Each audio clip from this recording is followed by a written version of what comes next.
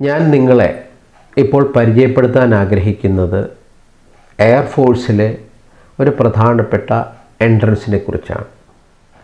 Air force common admission test എന്ന പേരിൽ അറിയപ്പെടുന്ന ഒരു പ്രധാനപ്പെട്ട എൻട്രൻസ് എയർഫോഴ്സിൽ നടക്കുന്നുണ്ട്. എയർഫോഴ്സിലെ ഓഫീസേഴ്സ് പോസ്റ്റിലേക്ക് ഇന്ത്യയിൽ നിന്നുള്ള എൻജിനീയേഴ്സിനെയും മറ്റ് ഡിഗ്രിക്കാരെയും തിരഞ്ഞെടുക്കാനായി നടത്തുന്ന ഒരു എൻട്രൻസ് എക്സാമിനേഷൻ ആണ് അഫ്കാറ്റ് എന്ന് പറയുന്നത്. പക്ഷേ അഫ്കാറ്റ് എന്ന് പറയുന്ന എൻട്രൻസ് എക്സാം പാസ്സായതുകൊണ്ട് മാത്രം ഒരിക്കലും നിങ്ങൾ എയർഫോഴ്സ് ഓഫീസർ ആവുന്നില്ല. ആ എൻട്രൻസ് ടെസ്റ്റ് ക്വാളിഫൈ ചെയ്യുന്നവർക്ക് അതിനുശേഷം നടക്കുന്ന എയർഫോഴ്സിൻ്റെ തന്നെ ഒരു സ്പെഷ്യൽ ഇൻ്റർവ്യൂ ഉണ്ട്. AFSB എന്നാണ് പറയുന്നത്. ആക്ച്വലി ആർമി നേവി നടക്കുന്ന SSB ഇൻ്റർവ്യൂ പോലെ തന്നെയുള്ള 5 ദിവസത്തെ ഇൻ്റർവ്യൂ തന്നെയാണ് നടക്കുന്നത്. ഇത് സ്പെഷ്യലി എയർഫോഴ്സിന് വേണ്ടി നടക്കുന്നതുകൊണ്ടാണ് അതിന് AFSB എന്ന് പറയുന്നത്. ഇതുകൂടെ പാസ്സായി അതിനുശേഷം ഒരു മെഡിക്കലും കൂടെ കഴിഞ്ഞാൽ നിങ്ങൾക്ക് എയർഫോഴ്സിലെ ഓഫീസർ പോസ്റ്റിലേക്ക് എത്താം. എയർഫോഴ്സ് ഓഫീസർ പോസ്റ്റ് എന്ന് പറഞ്ഞാൽ പൈലറ്റാകാം, ടെക്നിക്കൽ പോസ്റ്റാകാം, ഗ്രൗണ്ട് ഡ്യൂട്ടി ചെയ്യുന്നവരാകാം, അങ്ങനെ ധാരാളം ടൈപ്പ് ഓഫീസർ പോസ്റ്റുകൾ ഈ അഫ്കാറ്റ് ടെസ്റ്റ് വിജയിക്കുന്നത് വഴി നിങ്ങൾക്ക് നേടാൻ സാധിക്കും. ഈവൻ ഈ അക്കൗണ്ട് ഡിവിഷനിലേക്ക് പോലും ഓഫീസേഴ്സായിട്ട് തിരഞ്ഞെടുക്കുന്നവർക്ക് അഫ്കാറ്റ് പരീക്ഷ പാസ്സാകേണ്ടത് നിർബന്ധമായ കാര്യമാണ്. അപ്പോൾ അതിനുവേണ്ടി നമ്മൾ കേരളത്തിലുള്ള കുട്ടികൾ ഇതിന് ശ്രമിക്കുന്നത് വളരെ നന്നായിരിക്കും. കാരണം ഒരു വർഷത്തിൽ 2 പ്രാവശ്യം ഈ പരീക്ഷ നടക്കുന്നുണ്ട്. ഡിഗ്രി ഫൈനൽ ഇയർ പഠിച്ചുകൊണ്ടിരിക്കുന്ന കുട്ടികൾക്കും ഡിഗ്രി കംപ്ലീറ്റ് ചെയ്തവർക്കും ഈ എക്സാം എഴുതാവുന്നതാണ്. ഡിഗ്രി എന്നാൽ സാധാരണ ഡിഗ്രി ആകാം, അല്ലെങ്കിൽ ബിടെക്കും ആകാം. ബിടെക്കിന് കുറേയധികം അഡ്വാൻറ്റേജുകളുണ്ട്. കാരണം ധാരാളം പോസ്റ്റുകളിലേക്ക് ഈ അഫ്കാറ്റ് വഴി ബിടെക്കാർക്ക് അപേക്ഷിക്കാം. സാധാരണ ഡിഗ്രിക്കാർക്കും ഇത് എഴുതാമെങ്കിലും അവർക്ക് ചില ലിമിറ്റേഷൻസ് ഉണ്ട്. കാരണം സാധാരണ ഡിഗ്രിക്കാരാണെങ്കിൽ അവർ +2 ലെവലിൽ ഫിസിക്സും മാത്സും പഠിച്ചവരായിരിക്കണം എന്ന് നിർബന്ധമുണ്ട് ടെക്നിക്കൽ എൻട്രിക്ക്. അല്ലാത്തതിന് പ്രശ്നം ഇതിൽ ആൺകുട്ടികൾക്കും പെൺകുട്ടികൾക്കും ഒരുപോലെ അറ്റൻഡ് ചെയ്യാം. ഫ്ലൈം ബാങ്കിലേക്കാണ് നമ്മൾ ആപ്ലിക്കേഷൻ കൊടുക്കുന്നതെങ്കിൽ 20നും 24നും ഇടയിലായിരിക്കണം പ്രായമുള്ളത്. പൈലറ്റ് ലൈസൻസ് ഉള്ളവർക്ക് ഒരു 2 വർഷത്തേക്കുള്ള ഒരു കൺസിഡറേഷൻ അവർ കൊടുത്തിട്ടുണ്ട്. 26 വയസ്സ് വരെ നമുക്ക് ആപ്ലിക്കേഷൻ വിടാം, പൈലറ്റ് ലൈസൻസ് ഉള്ളവരാണെന്നുണ്ടെങ്കിൽ. അല്ലെങ്കിൽ 20നും 24നും ഇടയിൽ പ്രായമുള്ളവർക്ക് മാത്രമേ ആപ്ലിക്കേഷൻ കൊടുക്കാൻ പറ്റുള്ളൂ. +2 ലെവലിൽ ഫിസിക്സും മാത്സും പഠിച്ച് അതിൽ 60% മാർക്കെങ്കിലും ഉണ്ടായിരിക്കണം. പ്ലസ് ഒരു ഡിഗ്രി ഉണ്ടായിരിക്കണം. ഡിഗ്രി അവസാന വർഷം പഠിച്ചുകൊണ്ടിരിക്കുന്നവരാണെങ്കിലും അവർക്ക് പരീക്ഷ എഴുതി ഇൻ്റർവ്യൂ എല്ലാം കഴിഞ്ഞ് മെറിറ്റ് ലിസ്റ്റ് ഇട്ട് കഴിയുമ്പോൾ അവസാനമായിട്ട് നമ്മൾ ഡിഗ്രി സർട്ടിഫിക്കറ്റ് സബ്മിറ്റ് ചെയ്താൽ മതി. ആ സമയത്ത് അതിന് 60% മാർക്ക് ഉണ്ടായിരിക്കണം എന്ന് മാത്രമേ നിർബന്ധമുള്ളൂ. പിന്നെ ഇതിന് ആപ്ലിക്കേഷൻ കൊടുക്കുന്നവർ തീർച്ചയായിട്ടും ഒരു ഇന്ത്യൻ സിറ്റിസൺ ആയിരിക്കണം. അതുപോലെ ഇതിൻ്റെ പരീക്ഷ നടക്കുമ്പോൾ അതിൽ സാധാരണ ചോദിക്കുന്നത് ഒന്ന് ജനറൽ അവയർനെസ് എന്ന് പറഞ്ഞാൽ ഫിസിക്സും കെമിസ്ട്രിയും ബയോളജിയും ഹിസ്റ്ററിയും ജോഗ്രഫി എക്കണോമിക്സ് പൊളിറ്റിക്സ് പിന്നെ കുറച്ച് കറണ്ട് അഫയേഴ്സ് എല്ലാം കൂടെയാണ് ജനറൽ അവയർനെസ് നിന്ന് വരുന്ന ചോദ്യങ്ങൾ. പിന്നെ വെർബൽ എബിലിറ്റി ടെസ്റ്റ് ഉണ്ട്. അതായത് ഇംഗ്ലീഷ് ഭാഷയിലുള്ള നമ്മുടെ പ്രാവീണ്യം ചെക്ക് ചെയ്യുന്നത് എൻട്രൻസിന്.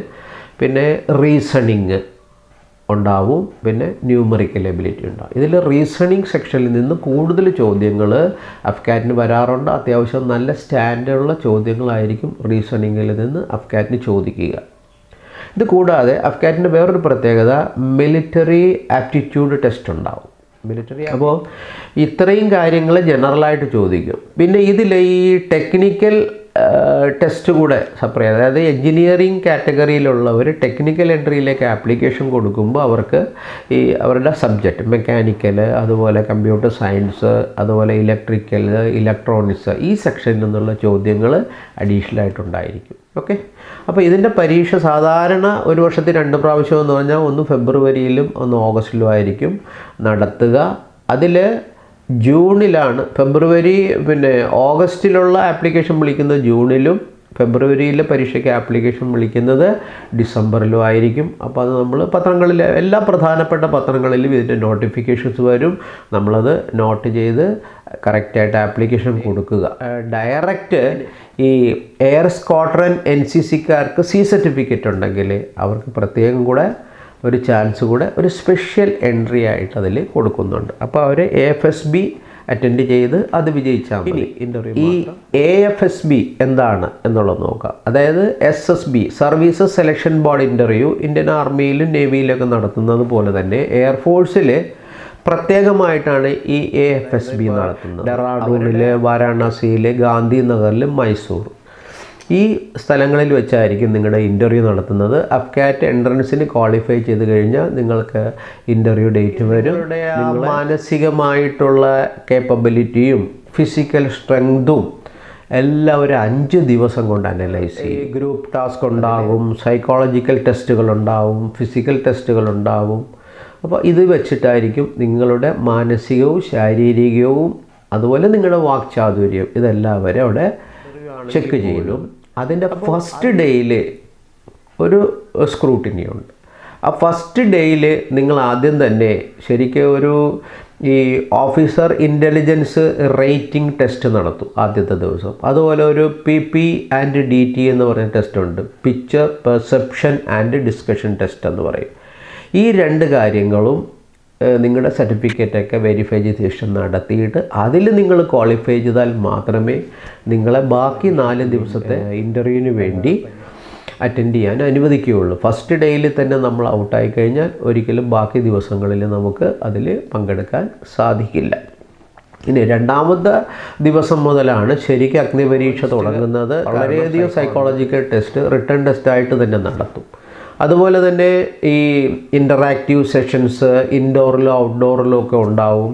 അത് ഗ്രൂപ്പ് ടെസ്റ്റിംഗ് ഓഫീസേഴ്സ് നടത്തുന്ന കുറേ കാര്യങ്ങളുണ്ടാവും. അപ്പോൾ അതിൽ നമ്മുടെ ആ ഒരു മാനസിക നിലയും അതുപോലെ നമ്മുടെ ശാരീരികമായ കരുത്തും എല്ലാം അവർ അളന്ന് മനസ്സിലാക്കും. ഒരു ഇൻ്റർവ്യൂ ഓഫീസർ ഇരുന്നിട്ട് നിങ്ങളെ ഇൻ്റർവ്യൂ ചെയ്യുമ്പോൾ ഒരു പേഴ്സണൽ കോൺവെർസേഷൻ സ്റ്റൈലിലാണ് ഇൻ്റർവ്യൂ ചെയ്യുന്നതെങ്കിൽ പോലും നിങ്ങളുടെ ആ പേഴ്സണാലിറ്റി അവരതിൽ അസസ് ചെയ്തെടുക്കും. അതിലെല്ലാം പാസ്സായി കഴിഞ്ഞാൽ ഈ ഫ്ലൈയിങ് ബ്രാഞ്ചിലേക്ക് അപ്ലൈ ചെയ്യുന്നവർക്ക് വേണ്ടി വേറെ ഒരു പ്രത്യേക ടെസ്റ്റ് കൂടെ അവസാന ദിവസം അവർ നടത്തും. അതിനെയാണ് CPSS എന്ന് പറയുന്നത്. അതായത് കമ്പ്യൂട്ടറൈസ്ഡ് പൈലറ്റ് സെലക്ഷൻ സിസ്റ്റമാണ് CPSS എന്ന് പറയുന്നത്.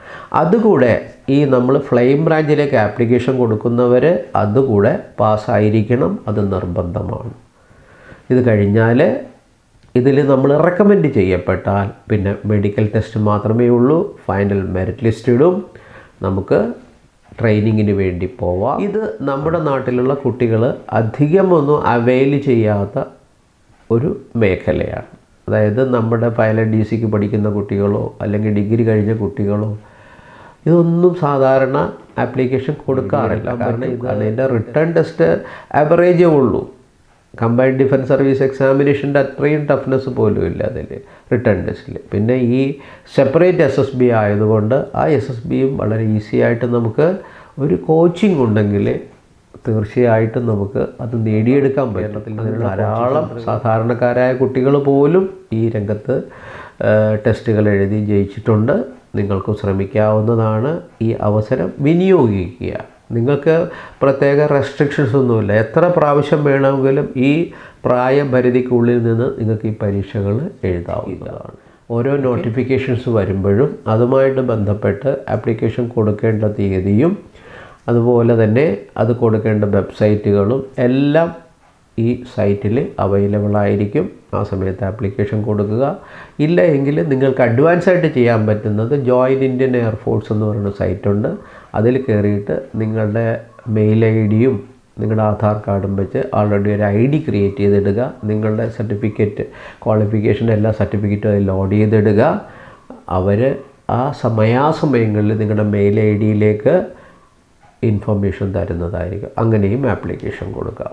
അപ്പോൾ എന്തായാലും ശരി, കുറഞ്ഞ കാലയളവിനുള്ളിൽ നൂറുകണക്കിന് ഉദ്യോഗാർത്ഥികൾക്ക് കേന്ദ്ര ഗവൺമെന്റ് ജോലികൾ നേടിക്കൊടുത്ത സ്ഥാപനം. ഇപ്പോൾ നിങ്ങൾ കാത്തിരുന്ന നീറ്റ്, JEE മെയിൻ എന്നീ എൻട്രൻസ് കോച്ചിങ്ങുകൾ കൂടി വിദഗ്ധരുടെ മേൽനോട്ടത്തിൽ ആരംഭിച്ചിരിക്കുന്നു. ഇന്ത്യൻ ആർമിയിൽ 39 വർഷത്തെ സേവനത്തിന് ശേഷം റിട്ടയർ ചെയ്ത കേണൽ S. വിജയന്റെ മേൽനോട്ടത്തിൽ റിട്ടയർഡ് മിലിറ്ററി ഓഫീസർമാർ എല്ലാ ദിവസവും നേരിട്ടെത്തി ക്ലാസ് എടുക്കുന്ന ദക്ഷിണേന്ത്യയിലെ അപൂർവ സ്ഥാപനം. NDA, MNS, AFCAT, CDS, SSB interview coaching, Agnipath എന്നീ ഡിഫൻസ് തസ്തികകളിലേക്കും BSF, CISF, CRPF, RPF, SSC GD, Delhi police, Assam rifles തുടങ്ങിയ എല്ലാ പാരാമിലിറ്ററി കോഴ്സുകൾക്കും ഫിസിക്കൽ ട്രെയിനിങ്ങും എൻട്രൻസ് കോച്ചിങ്ങും ഇന്റർവ്യൂ കോച്ചിങ്ങും വിജയകരമായ രീതിയിൽ നൽകിക്കൊണ്ടിരിക്കുന്ന സ്ഥാപനം. ഓഫീസർ കേഡറുകളിലേക്കും സോൾജിയേഴ്സ് തസ്തികകളിലേക്കും ഒരേപോലെ കോച്ചിംഗ് നൽകുന്ന സ്ഥാപനം. AC ക്ലാസ് റൂമുകൾ, മികച്ച ഫാക്കൽറ്റികൾ, സമ്പൂർണ്ണ ഫിസിക്കൽ ട്രെയിനിംഗ് സൗകര്യങ്ങൾ. കൂടുതൽ വിവരങ്ങൾക്ക് സന്ദർശിക്കൂ www.scfeacademy.com